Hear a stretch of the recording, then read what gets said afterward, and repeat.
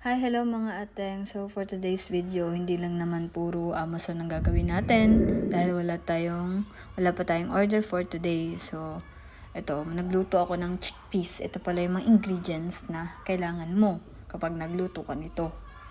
Actually, ito yung chickpeas na curry ang ang style niya. Kasi yun yung gusto ng asawa ko. So ayan, gisa-gisa lang ako dyan. Ganun din, kagaya ng pagigisa natin, mga Pinay. So, sibuyas dito yung nauuna. Sibuyas, bawang. Yun lang yung mga ingredients, yung natural lang na luto ang ginawa ko. So, ayun pala. Konting-konting chika lang naman tayo. Huwag na kayong magtataka kung bakit puro curry na lang yung niluluto ko. Kasi ito yung gusto ng asawa ko. Minsan kasi pinatry ko siya ng lutong Pinas, kagaya ng sinigang na hipon, tapos ginataang kalabasa. One time nagluto ako ng ganun, hindi niya talaga feel. At hindi niya talaga yun ma-adapt kasi yun ang gusto niya. Pero ako, na-adapt ko yung pagkain. Actually, ngayon gusto ko na rin yung chicken curry, yung ibang style ba, yung Pakistani style na ang luto. Ayun, madali lang naman itong luto. Actually pala nilagyan ko to ng oyster sauce para medyo masarap-sarap naman siya. Para feel ko pa rin kahit kinakain ko parang lasang Pilipinas na rin. Pero hindi. Hindi siya talaga magiging lasang Pilipinas kasi nga siya.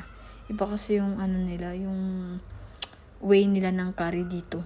Hindi katulad sa atin. Hindi lang kasi curry na powder yung ilalahok mo dito. Marami rin siyang masala na ilalagay. Pero nilagyan ko siya ng Knorr cubes. Pero konti lang. Medyo parang 1/3 lang ata nung natural na Knorr cubes. So, ayun. Ginisa-gisa ko lang siya ng ganyan. Siyempre, hindi lang pag-Amazon ang gagawin natin. Kailangan marunong din tayong magluto. At marunong din po ako magluto. At nagluluto po talaga ako. At walang ibang magluluto dito. Ay sus. Ayan ho. So, ayan. Nagluluto lang ako ng ganyan. Actually, pwede rin tong kainin with rice, pero magluluto na lang ako ng parata. Yung makaka-relate lang nito yung mga asawang Pakistan or nandito sa Middle East. So, ayun. Magluluto lang ako ng ready-made parata na naka-stock lang sa ref namin. Sa freezer. Tapos ayun, masarap siyang kainin with parata. Actually, at saka with roti, masarap din talaga tong kainin. So, kung nagda-diet kayo, okay din lang nakainin to na walang kahit na parata or bread. Yun lang. At yun na nga, nang malapit nang maluto yung kamatis, nilagyan ko na rin siya ng mga masala. Coriander, cumin powder, chili powder, tapos curry, tapos turmeric. Yun, mga pinaglalagay ko after kong lagyan ng oyster sauce. Actually, lalagyan ko rin siya ng hot water, yung pinainit ko. Then, saka ko siya ilalagay yung chickpeas. Yung palang chickpeas na ginamit ko dito, yun yung na nasa can na.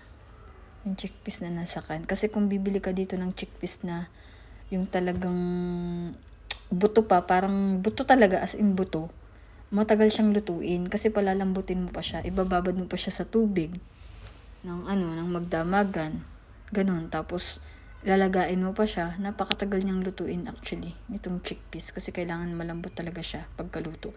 So ang ginagawa namin, bumibili lang kami ng lata ngayon, yung nasa lata na, ready-made na.